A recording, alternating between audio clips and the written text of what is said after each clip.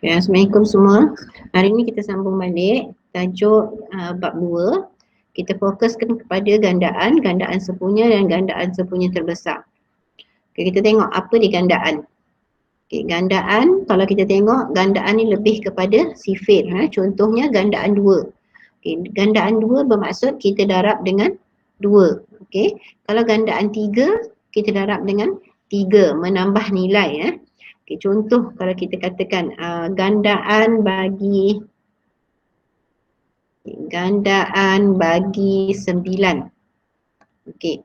Jadi 9 darab 1, okey, 9 darab 2, 9 darab 3, 9 darab 4 dan seterusnya lah.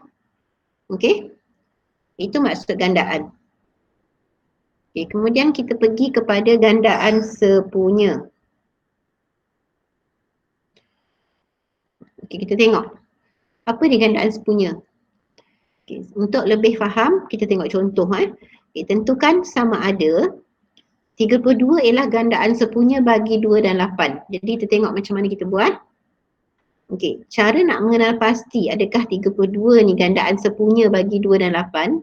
Kita bahagikan 32. Okay, kita bahagi dengan 2. Okay, 32 bahagi dengan 2, kita dapat 16. Okay, 16 tanpa baki. Jadi, kita membahagi tepat nombor 2. Okay, dan kemudian 32 kita bahagi lagi dengan 8. Okay, 32 bahagi dengan 8, kita akan dapat 4. Okey. Juga tanpa baki.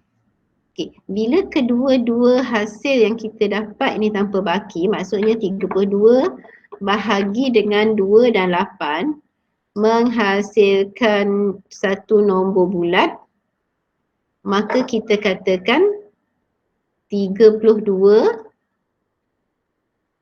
adalah gandaan sepunya. Okey, gandaan sepunya bagi 2 dan 8. Okey. Sama juga dengan 60. Okey, kita cuba tengok. 60 kita bahagi dengan 5. Okey, yang ini kita akan dapat 12. Kita dapat membahagi tepat kepada 5. Jadi jawapannya nombor bulat iaitu 12. Tidak ada baki. Okey, kemudian 60 kita bahagi dengan 15. Okey, kita akan dapat 4. Juga nombor bulat tanpa baki. Kemudian kita bahagi 60 bahagi 24. Kita akan dapat 2 baki 12. Okey, antara 3 ni, walaupun 2 nombor bila dibahagi kita dapat satu jawapan nombor bulat yang tepat, tidak ada baki, dan yang ketiga baru kita ada baki. Tapi kesimpulan yang kita kena tahu ialah 60 ni bukan gandaan sepunya. Okey, dia bukan gandaan sepunya bagi 5, 15 dan 24. Okey, itu maksud gandaan sepunya. So kalau 3-3 ni tidak ada baki, barulah kita katakan dia ataupun 60 gandaan sepunya. Tapi disebabkan ada satu jawapan yang tidak memberikan hasil yang tepat ataupun hasil nombor bulat, maka 60 ini bukan gandaan sepunya. Okey, next kita tengok. Soalan dia kata senaraikan 5 gandaan sepunya pertama bagi 2, 3 dan 4. Okay, kita tengok macam mana contoh penyelesaian. Okay, kita senaraikan ini dengan kaedah penyenaraian. Jadi mula-mula kita senaraikan dulu gandaan bagi 2. Okay, jadi kita senaraikan gandaan bagi 2, kita dapat 2 4, CV 2 2, 4, 6, 8, 10, 12, 14 dan seterusnya lah. Okey, kemudian kita cari pula gandaan bagi 3 iaitu CV 3. So kita tulis 3, 6, 9,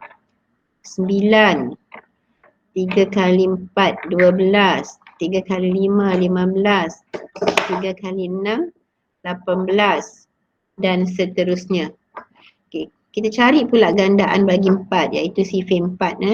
Okay, jadi 4 darab 2, 8, 4 darab 3, 12, 4 darab 4, 16, 4 darab 5, 20 dan seterusnya. Okay. Jadi bila kita perhatikan di sini, kita dapati ada satu nombor yang sama iaitu 12.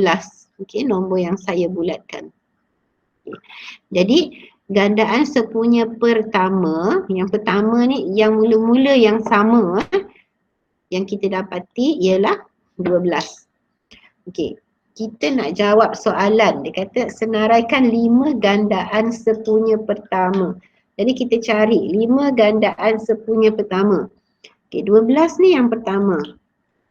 Okey, untuk dapatkan yang kedua, 12 darab dengan 2.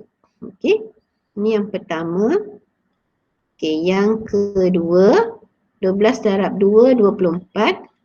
Okey, yang ketiga. Yang ketiga, 12 darab 3, 36.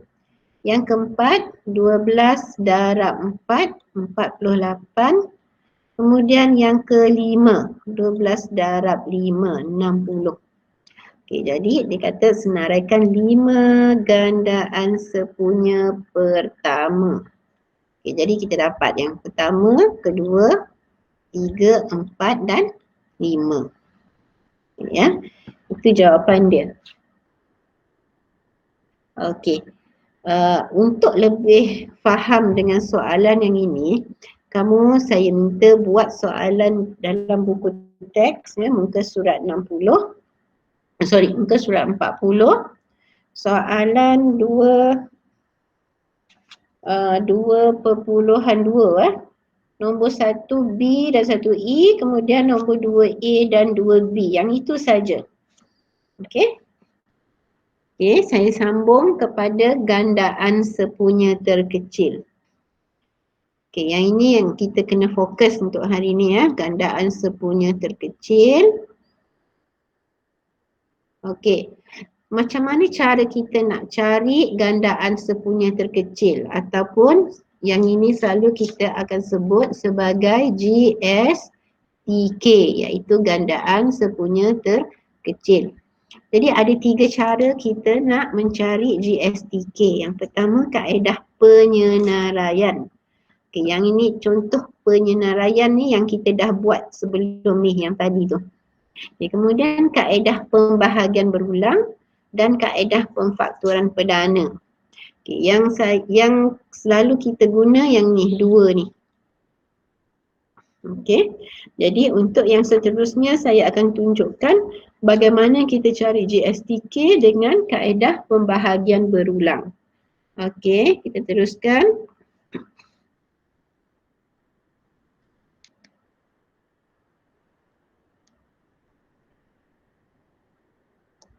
Okey, sebelum pergi kepada kaedah pembahagian berulang, kita tengok dulu kaedah penyenaraian. Jadi contoh dia, tentukan GSTK bagi 2 dan 3. Okey, jadi di sini kalau penyenaraian ataupun senaraikan, jadi kita senaraikan satu-satu. So mula-mula kita senaraikan gandaan bagi 2. Okay, gandaan bagi 2. Gandaan bagi 2 CV 2, lebih kepada CV 2. Jadi kita darab, kita tuliskan CV 2. 2, 4, 6, 8 dan seterusnya lah. Okay, kemudian lagi satu di bawahnya, kita senaraikan gandaan bagi nombor 3. Jadi CV 3. 3, 6, 9 dan seterusnya. Okey, kenapa saya berhenti? Sebab saya dah nampak ada satu nombor yang sama di sini iaitu nombor 6. Jadi GSTK bagi 2 dan 3 ialah 6. Okey. Siap soalan A. Okey, kemudian kita tengok soalan B. Okey, sama dengan soalan A, mula-mula kita senaraikan. Okey, gandaan bagi nombor 3. Okey, kita senaraikan jadi 3, 6, 9, 12,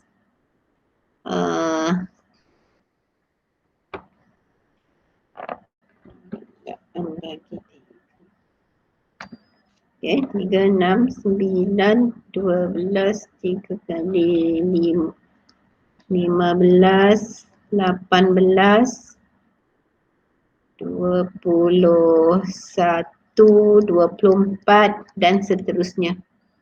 Okey, gandaan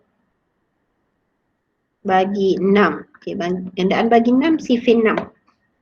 Jadi 6, 6 kali 12, 6 3, 18. Okay, 6 kali 4, 24, 6 kali 5, 30 dan seterusnya. Okey, kemudian kita cari lagi satu gandaan bagi gandaan bagi 9. Kita tulis sifar 9. Jadi 9, 9 kali 2, 18, 9 kali 3, 27 dan seterusnya. Okey, jadi di sini kalau kita tengok, kita dah nampak ada satu nombor yang sama. Okey, jadi nombor tu ialah 18